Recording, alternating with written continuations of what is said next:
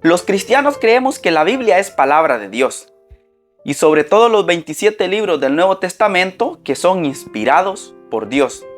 A diferencia del libro del Mormón, que dice ser otro testamento de Jesucristo, ellos creen que el libro del Mormón es palabra de Dios porque el que escribió el libro del Mormón escribió que eso era palabra de Dios. En cambio, los que escribieron, por ejemplo, los evangelios, no dicen en los evangelios: yo Mateo, yo Marcos, yo Lucas escribo esto y yo aseguro que esto es palabra de Dios. Entonces, ¿cómo es que los cristianos estamos tan seguros de que son palabra de Dios los evangelios? Pues vámonos a la Biblia. Biblia Reina Valera, como pueden ver. Biblia de estudio es Holman. Aquí después de la página 1450 nos habla del origen, la transmisión y canonización de los libros del Nuevo Testamento. La fiabilidad de los escritos del Nuevo Testamento. Aquí en la página 1453 nos vamos a dar cuenta aquí abajo que dice testigos autoritativos del canon en la iglesia primitiva.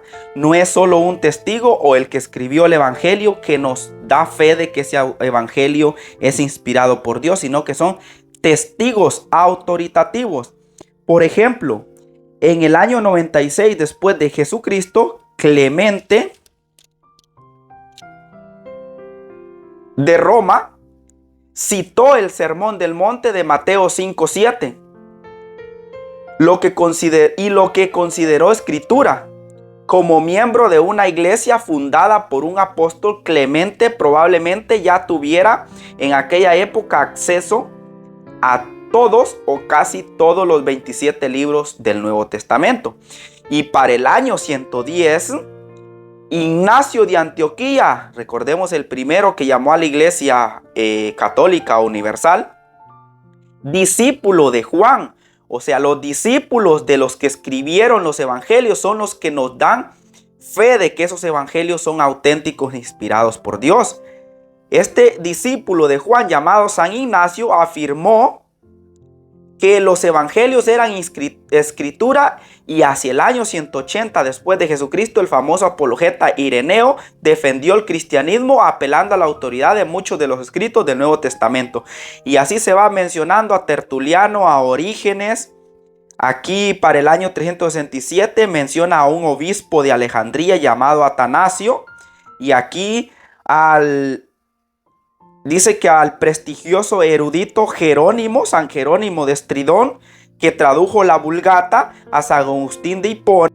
Pero aquí viene lo más importante: después de que todos estos obispos y eruditos de los primeros siglos, como dice aquí, nos dieran autoridad o fueran testigos autoritativos en los cuales los cristianos nos afianzamos y nos respaldamos para decir que los evangelios son inspirados por Dios y todo el Nuevo Testamento. Después de toda esta lista que nos da de Clemente de Alejandría, Tertuliano, Eusebio de Cesarea, Atanasio, San Jerónimo, el que hizo la Vulgata, como aquí dice, San Agustín, obispo de Hipona, termina diciendo aquí que dice: San Agustín de Hipona estaba de acuerdo en que los 27 libros eran canónicos, y en cuanto a los disputados, afirmaba que debían aceptarse, pero la mayoría de las iglesias, porque la mayoría de las iglesias, especialmente aquellas con gran autoridad debido a sus orígenes apostólicos, los habían aceptado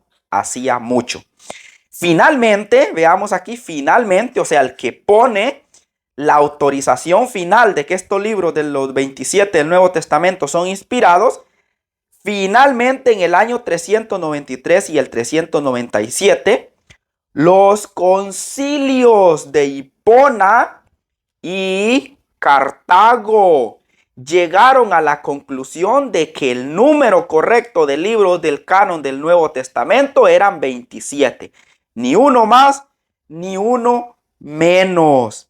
Aquí es donde finalmente, como dicen, quien cerró la cuestión, porque aquí vemos a padres apostólicos citando partes del Nuevo Testamento. Partes, hasta que un concilio finalmente, concilio de Hipona y el concilio de Cartago, pusieron punto final a esta discusión y dijo 27 son los inspirados. Y aquí vemos lo que pasó ya después del canon de la Reforma Protestante, cuando el Concilio de Trenton viene y los pone como dogma. ¿Por qué? Porque resulta que la Vulgata, que era el canon oficial de la iglesia cristiana, de todos estos obispos que está mencionando aquí, tenía alrededor de 81 libros y se consideraban inspirados. Pero ¿qué pasó con la Reforma? Cuando Martín Lutero publicó una traducción al alemán del Nuevo Testamento, de los 27 libros del Nuevo Testamento, Martín Lutero puso en duda a Hebreos, a Santiago, a Judas y Apocalipsis. También puso en duda a los deuterocanónicos. Puso en duda a los deuterocanónicos del Antiguo Testamento y del Nuevo. Recordemos que la Biblia tiene deuterocanónicos del Antiguo Testamento y también tiene deuterocanónicos del Nuevo Testamento. Martín Lutero puso en duda los del Antiguo Testamento y también los deuterocanónicos del Nuevo Testamento. Y aquí es donde empieza la iglesia a hacer otro concilio. En 1546, la Iglesia Católica Romana reafirmó el canon de 27 libros en el Concilio de Trenton. Por esta razón, la Iglesia Católica hace el Concilio de Trenton y pone como dogma 73 libros del Nuevo, toda la Biblia. Por eso es que si nosotros vemos algunas Biblias antiguas como la Biblia de Ginebra o la Biblia de Wycliffe, vemos que tenía alrededor de 81 libros, porque esos eran los libros que se consideraban canónicos hasta el año del Concilio de Trenton de 1546. Se consideraban canónicos esos 81 libros. 81 libros.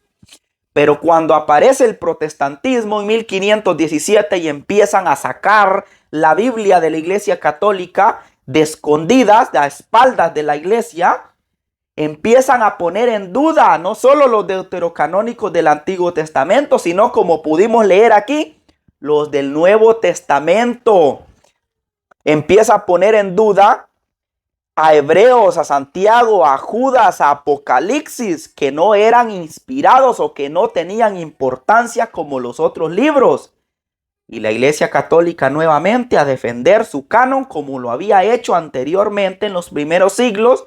No, los libros inspirados son estos, y es cuando la Iglesia pone 73 como dogma. Ningún cristiano verdadero puede negar que son 73 los libros inspirados. Van a haber Biblias donde les quitan uno, les ponen otro, le agregan aquellos, le quitan aquellos otros, pero los que son dogma de fe para los cristianos verdaderos son 73. Lo leímos de una Biblia Reina Valera, Biblia Holman, para que no vengan a atacar a esta y a aquella y a la otra y a aquella diciendo que estos son mentirosos, que eso es mentira, que eso es falsedad. No. Esta historia de la Biblia fue escrita por Jeremy Royal Howard. Si ponemos a buscar quién es esta persona, es un cristiano evangélico con un PhD en una universidad bautista. O sea, esta historia no me la estoy inventando yo. Saludos.